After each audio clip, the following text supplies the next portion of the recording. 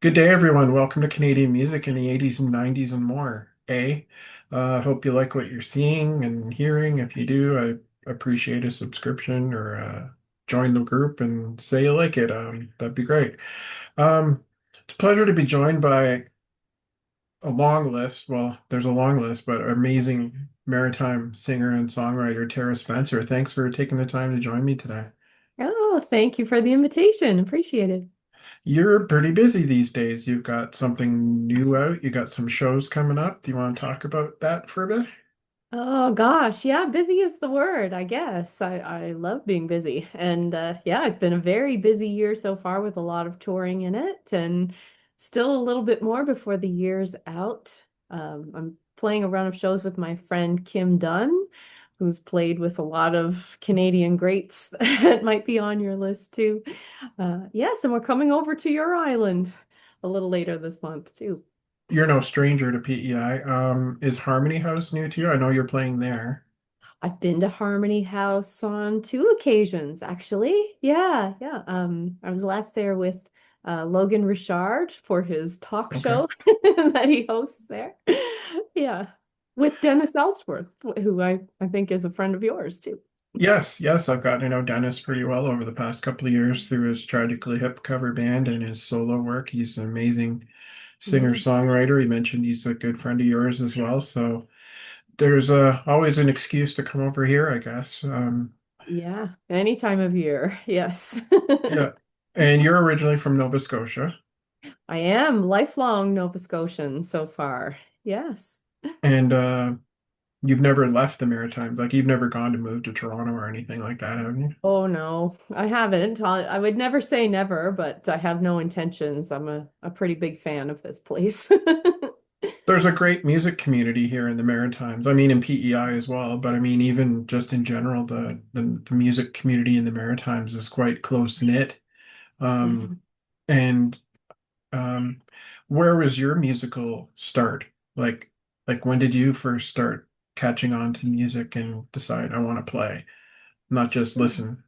Yeah, well, it's taken a few different paths. I always loved music. I took piano lessons when I was a little kid and absolutely loved my piano teacher. My granddad is a musician, used to play, all the Legion dances and that kind of thing. And he's a guitar and fiddle player, so he always had guitars around. So when he was out of the house, I would dig his guitars out and try to learn how to play them. But I didn't start writing songs and performing until a lot later, when I met a country musician named Ryan Cook at a music festival, and he was looking for backup singers. So I kind of lied my way into the job and started touring with him, writing songs after that, and it's opened up a whole different chapter of my life, really. Yeah, you're no stranger to the music community here for sure. Everybody's seems to know who you are, and you've really made a name for yourself over the past few years. Um, is like when did you start? Like, how's the writing process for you when it comes to stuff like that? Like, was it something hard for you to latch onto, or did it something you had to work at really hard, or Well, I mean, I didn't really set out to write songs. The first songs I wrote were really just for a laugh. Sometimes when people right, were arguing about something on Facebook, I would write a quick song about it and stick it up online just to kind of take the heat out of the situation. right? And just found had real appetite for it. I loved English class when I was in school, so I loved writing in that capacity, but I just hadn't written songs. And I don't know what it was, but something just clicked. And I just found that I really loved listening to songs with an ear for how they're written and then trying my hand at writing. And eventually they became a little more serious. And then I started opening shows for Ryan and playing my own songs. And it kind of spiraled from there into where we are right now. And when did you make your first recording? When did you first record some of your own stuff? Sure. So my first recording, I started working on it the morning after my very first show that I played of Oh, my really?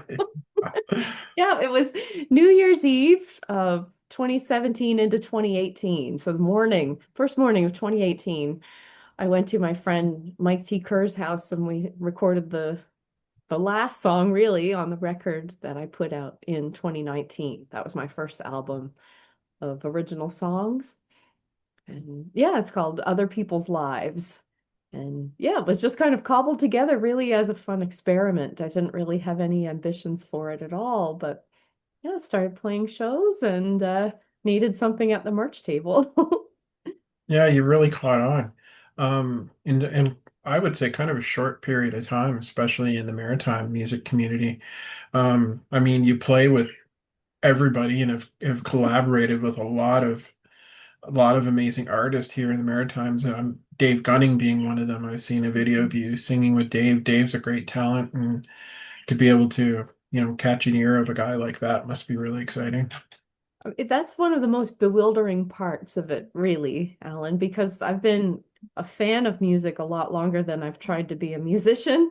Right. And, I grew up as an only child, so I like to say that I've been finding my brothers and sisters through music along the way, and Dave's certainly one of them. But what I found, especially here on the East Coast, it should be really competitive because there are so many great musicians here, but Right.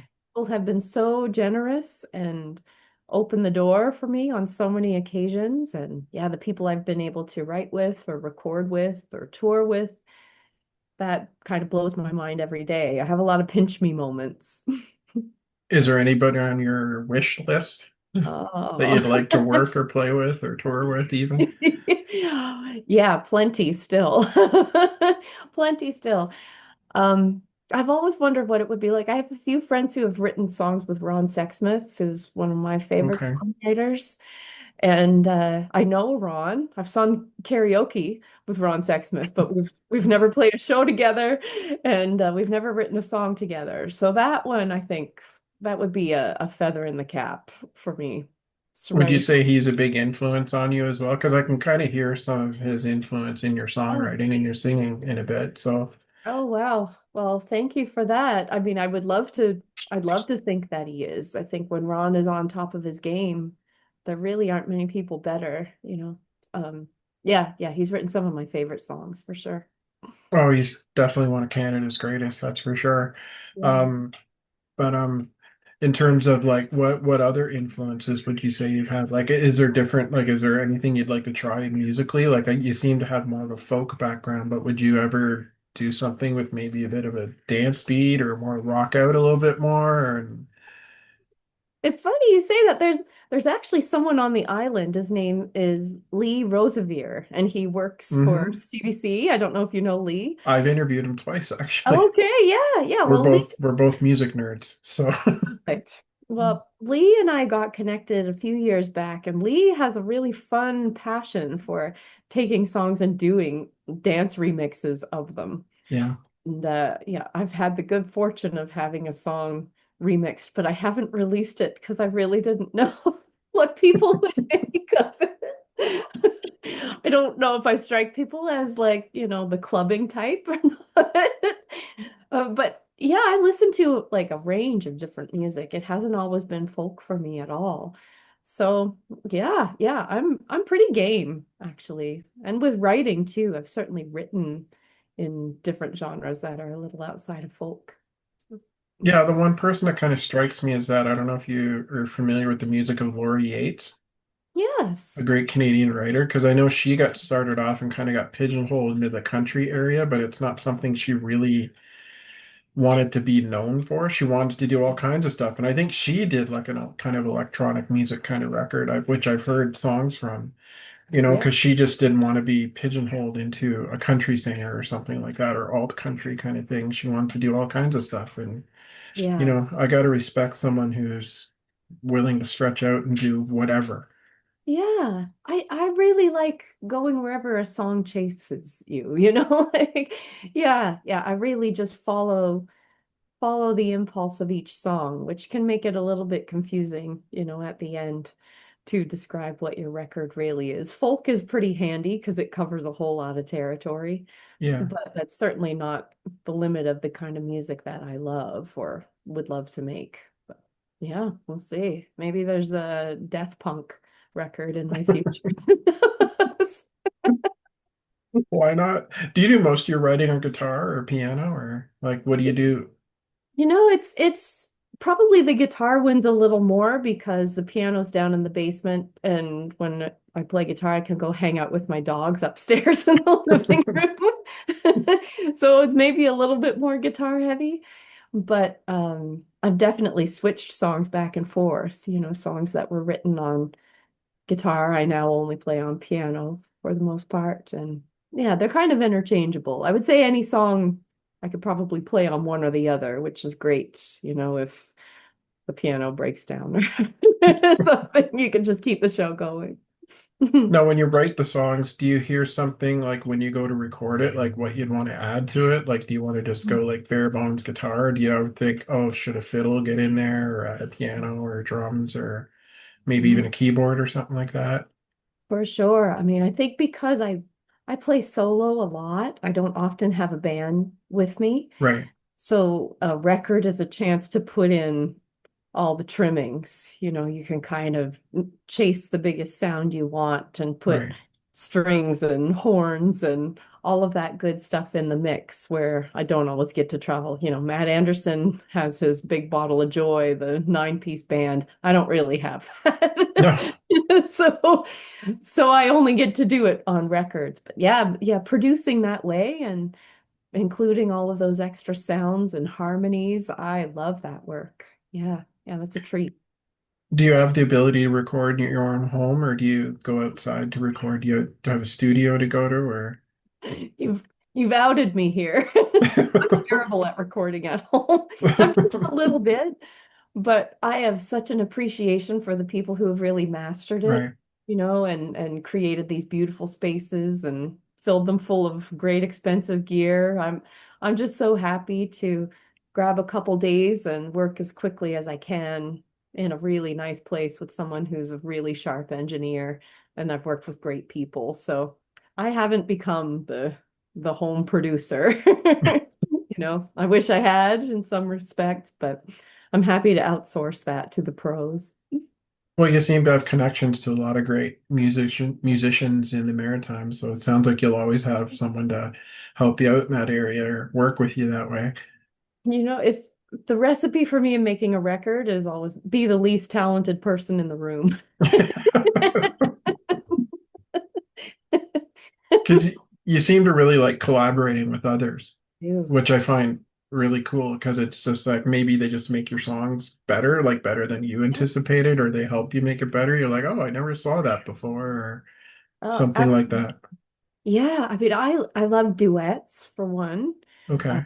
and I love combinations of voices. I often the people I sing with, I made a record with a musician named Ben Kaplan. Okay. Yeah. Our voices could not be farther apart from each other. I'm kind of quiet and mellow, and Ben is like Cookie Monster on steroids. He's got a big, gruff, rowdy voice, and it was such a treat to figure out how to combine those two sounds together. So yeah, yeah, I love collaborating. It's one of the most exciting things in music. It gives me a lot of fuel. Your latest record, which I've been listening to quite a bit, and I don't know why we still call them records, but I guess yeah, we do put stuff out in record again now. I I'm almost sitting made next it. to a cardboard box of them right now. So yeah, yeah, it's a record for real. So your newest record, I've been listening to it for a couple of days now, and I really am enjoying it.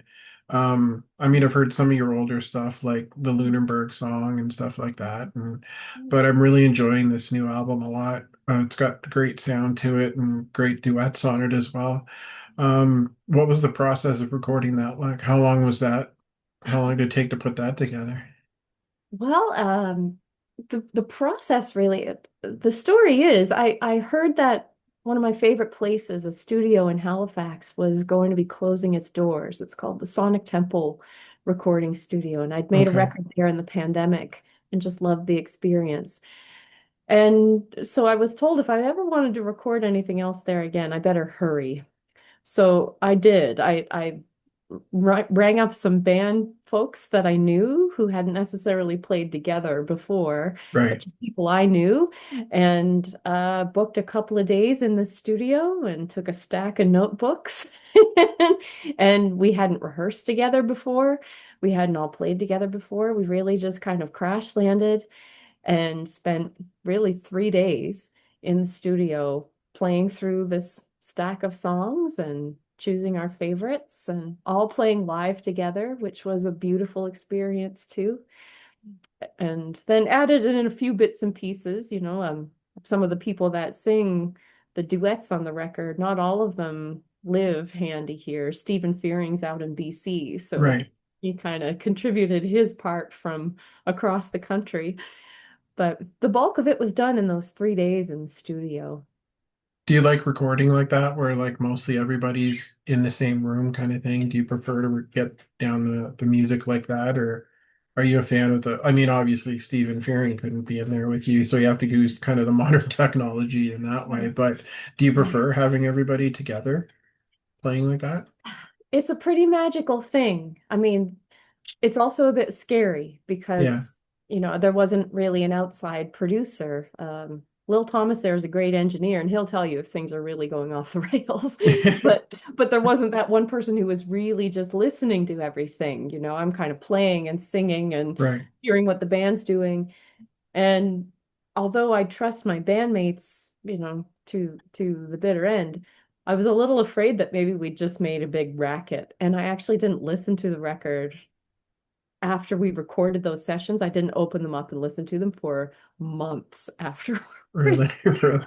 Like, what if we've really made a big casserole here? So I was very relieved. I took the hard drive up to my friend Dave Gunning's place, and he was doing the mixing and editing, and it was just, hitting play for that first time was kind of a nervous moment. But yeah, he's very kind, and he sort of set me at ease, told me everything sounded pretty good. He's a good guy to judge that kind of thing. He's been at it a long time, and Yeah, yeah, he's one of my favorite Maritime artists for sure. He's definitely got a knack for songwriting. He's a great guitar player, great musician, and all he's over it. played with everybody as well in the Maritimes. I mean, he tours a lot with JP Cormier, who's an exceptional musician himself. Yeah. It's just yeah, so much talent out in the Maritimes. It's just unbelievable, and it's great because you guys travel around, and there's not a lot of big shows coming to PEI, but it seems to be changing, seems to be more. So guys like you come here all the time, and it's great. Um, Oh gosh, well, if we don't come more often, it's just because we're intimidated by the great songwriters you have over there. yeah, there's quite a You- few of them. There sure are. You've got Dennis, you've got Catherine McClellan, one of my Yeah, favorites. You've got some good ones. So every now and again we get brave enough to cross the bridge or hop on the ferry. and is Rose Cousins from here?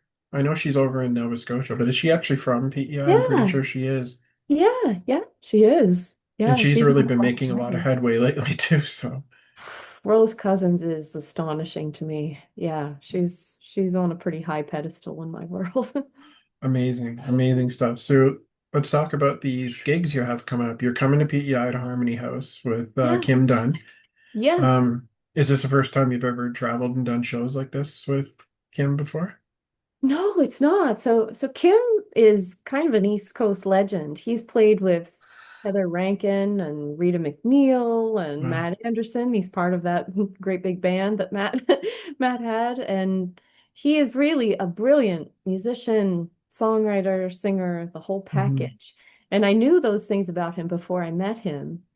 Um, but I met him because he played in Matt's band and they recorded a few songs that I had written, which Right. was a huge honor. And I met Kim actually on the island in Charlottetown at the East Coast Music Awards Okay. uh, in a hotel lobby at like 2:30 in the morning.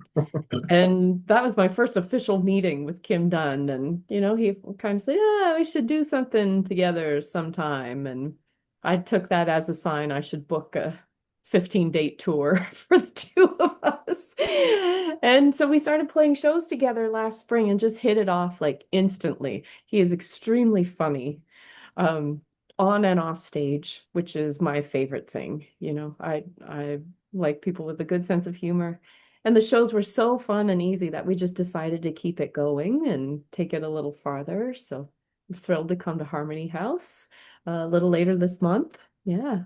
And you're doing some more shows, more shows. Where else are you playing on this? Or I think you're going doing some shows in you're doing a show in Halifax.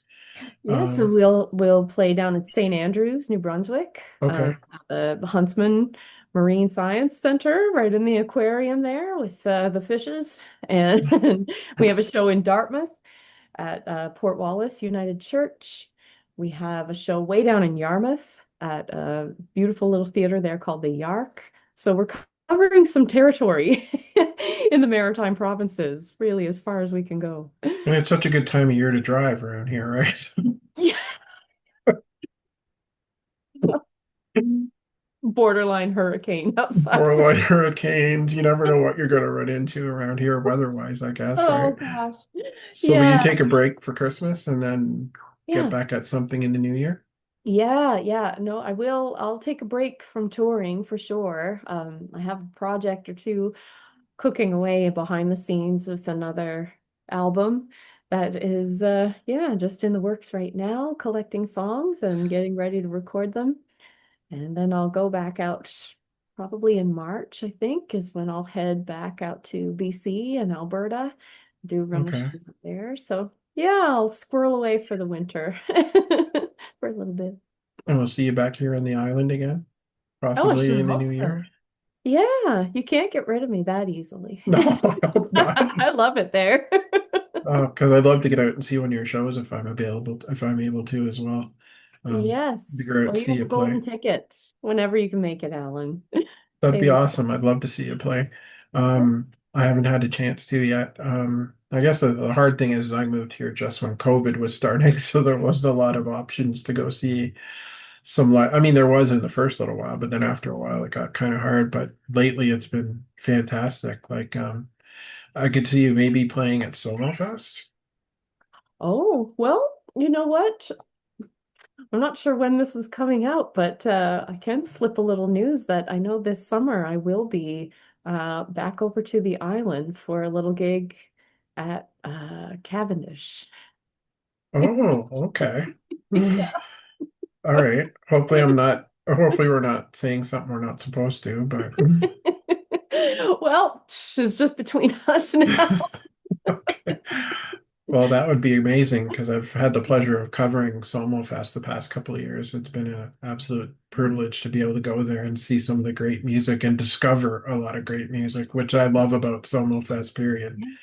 I've discovered so many great artists from around the Maritimes the past couple of years going there. And that's what I look forward to every year because I love new music.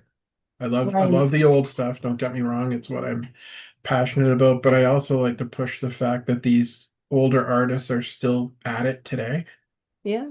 and making great music today. Yeah, well, you see, from back in my young days, Sarah McLachlan's on tour right now. Right. Alanis Morissette was out on the road again. Like yeah, it's really pretty incredible to see these acts. Blue Rodeo's been going forever and ever Absolutely. and still creating, still really in peak form. So And yeah, seeing a guy like Adam Baldwin opening for Blue Rodeo, like just an amazing, like I didn't know who he was until I saw him at Somo Fest last year. yeah, Blew everybody away. I think he was one of the highlights on the main stage at Somo Fest, and he came back again this year. yeah, And just incredible. He's been opening for Blue Rodeo on their tour. Another great maritime artist, just yeah. showing how amazing the talent is coming out of here. Yeah, Adam's a favorite of mine too. I think he's one of the best songwriters we have going now.